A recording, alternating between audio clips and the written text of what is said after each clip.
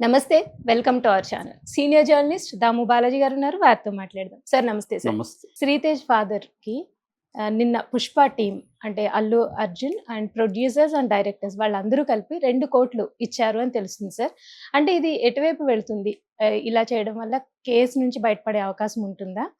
లేదు అసలు ఎందుకని వీళ్ళు సడెన్‌గా చేంజ్ అయింది కదా సార్. యాహ్! నిన్నటి వరకు ఇష్యూ వేరేలా నడిచింది. నిన్న చూస్తే సడెన్ చేంజ్ కనిపించింది కదా!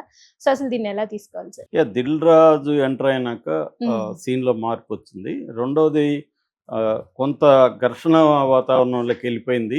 అంటే ప్రభుత్వానికి, అల్లు అర్జున్‌కి. దాని తర్వాత కాంగ్రెస్ పార్టీ వర్సెస్ అల్లు అర్జున్. హ్మ్. Congress party versus Telugu cinema industry. హ్మ్. ముఖ్యంగా ఆంధ్రప్రదేశ్‌కి సంబంధించిన తెలుగు సినిమా ఇండస్ట్రీ. తెలంగాణది కాదు. సో, అలాగా మారిపోయింది యాక్చువల్‌గా. Okay sir. నిన్న హ్మ్. మొన్న ఎమ్మెల్యే కూడా డెడ్‌లైన్ కూడా పెట్టాడు ఆయన. తర్వాత గాలి వినోద్ కుమార్, ప్రొఫెసర్ గాలి వినోద్ కుమార్ ఆయన సంక్రాంతి లోపల తెలుగు సినిమా వాళ్ళు వెళ్ళకపోతే మేము ఆహ్, ఉస్మానియా యూనివర్సిటీకి సంబంధించిన స్టూడెంట్లతో వచ్చి దాడులు చేస్తామని కూడా ఆయన ప్రకటించాడు. హ్మ్. ఇలాగా అంటే నిజానికి దానికి దీనికి ఏమీ సంబంధం లేదు. అల్లు అర్జున్ ఒక థియేటర్‌కి తన సినిమా చూడ్డానికెళ్ళాడు. అవును సార్. అక్కడ తొక్కిసలాట కూడా కాదు నిజానికి. హ్మ్. ఆహ్, క్రౌడ్ ఎక్కువ అవ్వడంతో ఆమె ఊపిరి ఆడక సఫోకేషన్‌తో ఆమె చనిపోయింది. బాబు సీరియస్ అయింది. అది జరిగింది.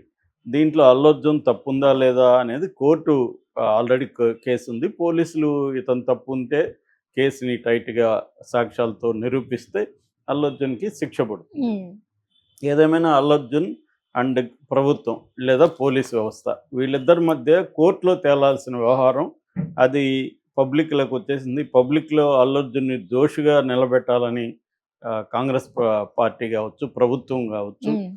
చేసింది. ఎందుకంటే ఎప్పుడు లేని విధంగా అల్లు అర్జున్ తప్పు చేశాడని నిరూపించడం కోసం పోలీస్ డిపార్ట్మెంట్ కూడా వీడియోలు రిలీజ్ చేయడం, ప్రెస్ మీట్లు పెట్టడం, మీరే జడ్జి చేసుకోండి, జడ్జి యువర్ సెల్ఫ్ అని వీడియోలు పెట్టడం. ఇవంతా ఏందంటే పబ్లిక్‌లో అల్లు అర్జున్ దోషి. అంటే కోర్ట్ ఏమి తేల్చలేదు ఇంకా. కోర్టు బెయిల్ ఇచ్చింది. ఇంకా అసలు చార్జ్ షీట్ గాని ఏమీ లేదు. ప్రైమరీ ఇన్వెస్టిగేషనే జరుగుతుంది. జరుగుతుంది. అవును సార్. అయినా కూడా అతన్ని తీర్పు ఇచ్చేసిన విధంగా దోషి హ్మ్. అన్న తేల్చేసే విధంగా ప్రభుత్వం గాని, సాక్షాత్తు రేవంత్ రెడ్డి అసెంబ్లీలో మాట్లాడిన పద్ధతి గాని, ఇవన్నీ చేయడంతో పాటు అతని క్యారెక్టర్ అసాసినేషన్ అంటే అతను ఎంత దుర్మార్గుడు, ఎంత క్రూయల్ ఫెలో హ్మ్. ఇవన్నీ కూడా చేయడానికి ఒక నెరేటివ్ కన్‌స్ట్రక్ట్ చేయడం. దీని తర్వాత అతన్ని ఆంధ్ర వాడిగా చిత్రీకరించి వాళ్ళంతా వెళ్ళిపోవాలని చెప్పడం. సినిమా ఇండస్ట్రీ వాళ్ళంతా ఇన్‌సెన్సిటివ్‌గా ఉంటారని చెప్పడం. హ్మ్. ఇలాగ రకరకాల కథనాలు. దాని తర్వాత అసలు ఇతనికి సినిమా యాక్టింగే రాదని చెప్పడం. తర్వాత ఆ సినిమాలో ఏమేమి తప్పులున్నాయి, హ్మ్. పోలీసులను కొడుతున్నారు, ఇంకోటి ఒక స్మగ్లర్ అని చెప్పడం. ఇలా రకరకాల యాంగిల్స్ తీసుకుంది. అవును సార్. ఎప్పుడైనా నేను చాలా సార్లు చెప్పాను. ఒక యుద్ధంలాగా ప్రకటిస్తే, ఆ యుద్ధంలో ఇంకా ఈ ఆయుధాలే వాడాలనేది ఏమి హ్మ్. ఉండదు. విచక్షణ ఏముండదు. అవును సార్. మనం ఎన్ని రకాలుగా ఊహించని పద్ధతులంతా కూడా అటాక్ జరుగుతుంది. హ్మ్. సో, ఈ రెండోది ఏంటంటే అనీవెన్ బ్యాటిల్ ఇది. ప్రభుత్వం ఒక వ్యక్తిని తలుచుకుంటే ఆ వ్యక్తి ఎంత పెద్దయినా కూడా హ్మ్. ఆ వ్యక్తికి ఏమన్నా వ్యవస్థల్లో పట్టుంటే తప్ప ఆ వ్యక్తి ప్రభుత్వాన్ని ఢీకొనడం కష్టం. హ్మ్. వ్యవస్థల్లో పట్టుండే ప్రతిపక్షాలు కొంతవరకు ఢీకొనగలుగుతాయి ఆ! అధికార అవును సార్. పక్షాన్ని. హ్మ్. ఇప్పుడు జగన్‌ని ఇబ్బంది పెడుతుంది అక్కడ కూటమి ప్రభుత్వం. జగన్ హ్మ్. ఎదుర్కోగలుగుతున్నాడు. గతంలో జగన్ ఇబ్బంది పెట్టినప్పుడు చంద్రబాబు ఎదుర్కోగలిగాడు. ఇక్కడ అంతే. రేవంత్ రెడ్డి ఎదుర్కోగలిగాడు. హ్మ్. అంటే పొలిటికల్ పార్టీ ఒక వ్యవస్థ, తనకి కొన్ని వ్యవస్థల్లో తనకు పట్టు ఇవన్నీ ఉంటాయి. హ్మ్. కానీ వ్యక్తిగా అల్లు అర్జున్ ఎంత పెద్ద హీరో ఈ మధ్య కాలంలో ఆయన పాన్ ఇండియా అయ్యాడు గానీ, మామూలుగా అయితే అతను ఒక one of the star heroes in అవును తెలుగు. సార్. సో, ఆయనకి ఒక ప్రభుత్వాన్ని ఎదుర్కొని, పోలీస్ వ్యవస్థని ఎదుర్కొనే పరిస్థితి ఉండదు. సో, అందుకని అతను గూడా ఫ్యామిలీ గూడా సైలెంట్ అయిపోయారు. సో, ఇది ఇలాగా మనం ఢీకొనడం వల్ల అదేదంటారు పొట్టేలు కొండ అనే హ్మ్. సామెత ఉంది. అవును పొట్టేలెళ్లి సార్. కొండను ఢీకొంటే, పొట్టేలుకే నష్టం కొండకి కాదు. అవును సార్. సో, అవును. ప్రభుత్వం కొండ లాంటిది. దాన్ని ఢీకొంటే వీళ్ళకి నష్టం గదా!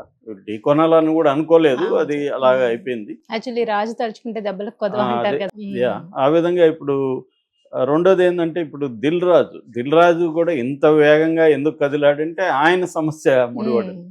ఎందుకంటే ఈయన రేవంత్ రెడ్డి మరి కోపంలో అన్నాడా, ఏమన్నాడో తెలీదు గానీ అసెంబ్లీలో అసలింకా ఆహ్, ఈ ప్రీమియర్ షోస్. వీళ్ళకిచ్చే బెనిఫిట్ షో హ్మ్. ఇంకా నేను సీఎంగా ఉండేంత వరకు హుహు. బెనిఫిట్ షోలు ఇవ్వను. తర్వాత ప్రత్యేక షోలుండవు. టికెట్ రేట్లు పెంచను. అనేది సీఎంగా ఉన్నంత వరకు అని ఆయన ఒక ప్రతిజ్ఞ చేసినట్టుగా డిక్లేర్ చేసేసారు. దాంతో ఇప్పుడు అందరికంటే భయం ఎవరికంటే దిల్ రాజు సినిమాలు 3 ఉన్నాయి.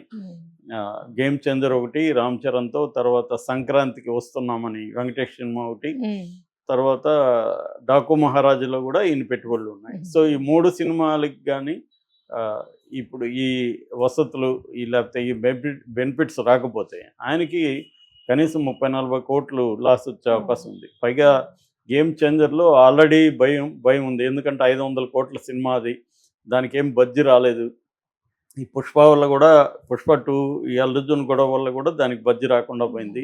ఇప్పటికి కూడా పుష్ప 2 రూల్ చేస్తూనే ఉంది ఇండియా వైజ్గా. ఆల్రెడీ 1800 కోట్లు అంటే ఈ రోజు డిక్లేర్ అవుతుంది. బాహుబలి 2ను కూడా దాటేసింది. ఇంకా ఉండేది దానికి ఒక అమీర్ ఖాన్ దంగల్ సినిమా ఒకటే పోటీ ఉంది. దంగల్కి 2000 కోట్లు వచ్చాయి. అది కూడా క్రాస్ చేస్తే ఇప్పటివరకు హిస్టరీలో 2000 కోట్లు దాటి కలెక్ట్ చేసిన ఏకైక సినిమాగా పుష్ప 2 నిలిచిపోతుంది. సో ఈ నేపథ్యంలో గేమ్ చేంజర్ ఆల్రెడీ శంకర్ ఫ్లాప్లో ఉన్నాడు, ఫామ్ లేదు. ఆల్రెడీ ఇండియన్ 2 ఎంత దారుణమైన ఫ్లాప్ వచ్చిందో చూశారు. అందువల్ల శంకర్ ఈ సినిమా హిట్ అవుతుందా లేదా అని ఒక భయాందోళన అయితే ప్రొడ్యూసర్గా దిల్ రాజుకు ఉండే అవకాశం ఉంది.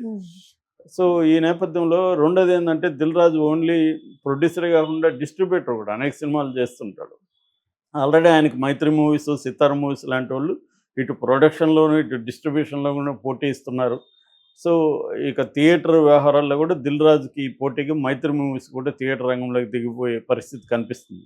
సో అన్ని విధాల టఫ్ సిచ్యువేషన్ దిల్ రాజుకు ఉంది. సో దాంతో ఈయనేమో అవన్నీ ఆవేశంలో ఇచ్చాడా, మరి ఆలోచించి ఇచ్చాడు తెలియదు, కానీ ఇచ్చేసాడు, అసెంబ్లీలో ఇచ్చాడు. దాంతో మంచి రెస్పాన్స్ కూడా వచ్చింది రేవంత్ రెడ్డికి.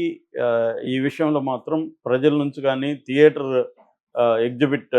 ఎగ్జిబిషన్ సెక్టర్ నుంచి కానీ మంచి మద్దతు వచ్చింది. అప్పుడు జగన్ వివాదం అయ్యాడు, ఇదే విధంగా టికెట్ రేట్ తగ్గించి. ఇక్కడ వివాదం అవ్వలేదు రేవంత్ రెడ్డి. ఎందుకంటే టికెట్ రేట్లు పెంచడం వల్ల పుష్ప 2కి చాలా నెగిటివ్గా వచ్చింది ఇక్కడ జనాల్లో. ఎందుకంటే మామూలుగానే 800-700 పెట్టి థియేటర్లోకి వెళ్ళి సినిమా చూసే, మామూలుగానే థియేటర్లోకి వెళ్ళి సినిమా చూడాలంటే మామూలు టికెట్స్ ఉన్నప్పుడే ఒక 2 వెళ్ళాలంటే 1000 రూపాయలు మినిమం అయిపోయే పరిస్థితి. ఎందుకంటే అక్కడ ఒక పాప్కార్న్ తీసుకుంటే 400-300 ఉంటుంది, ఒక కాఫీ తాగితే 300-400 ఉంటుంది.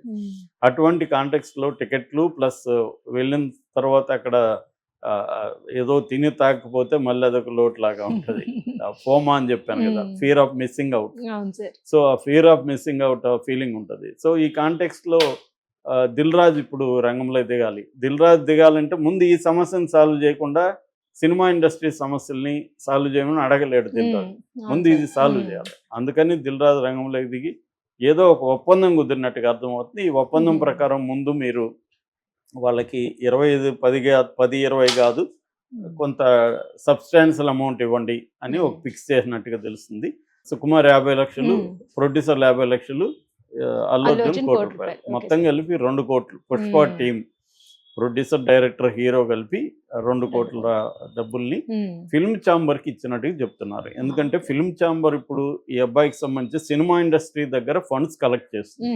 ఈ 2 crores కాకుండా ఆల్రెడీ మన కోమటిరెడ్డి వెంకటరెడ్డి సినిమాటోగ్రఫీ మినిస్టర్, ఆయన సొంత ఫౌండేషన్ నుంచి, వాళ్ళ బాబు పేరుతో పెట్టిన ఫౌండేషన్ నుంచి ఆయన సొంత డబ్బులు 25 లక్షలు ఇచ్చాడు.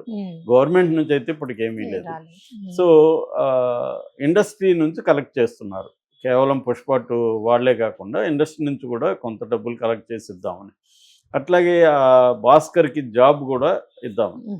సో ఇది నిజానికి మంచిదే. ఎందుకంటే ఎన్ని కోట్లు ఇచ్చినా పోయిన ప్రాణం రాదు, భార్య అయితే రాదు. 10 కోట్లు 100 కోట్లు ఇచ్చినా రాదు, అది వాస్తవమే. కానీ ఒక ప్రమాదవశాత్తు చనిపోయిన తర్వాత ప్రాణాన్ని తీసుకురాకపోవచ్చు, కానీ ఉన్న ఫ్యామిలీని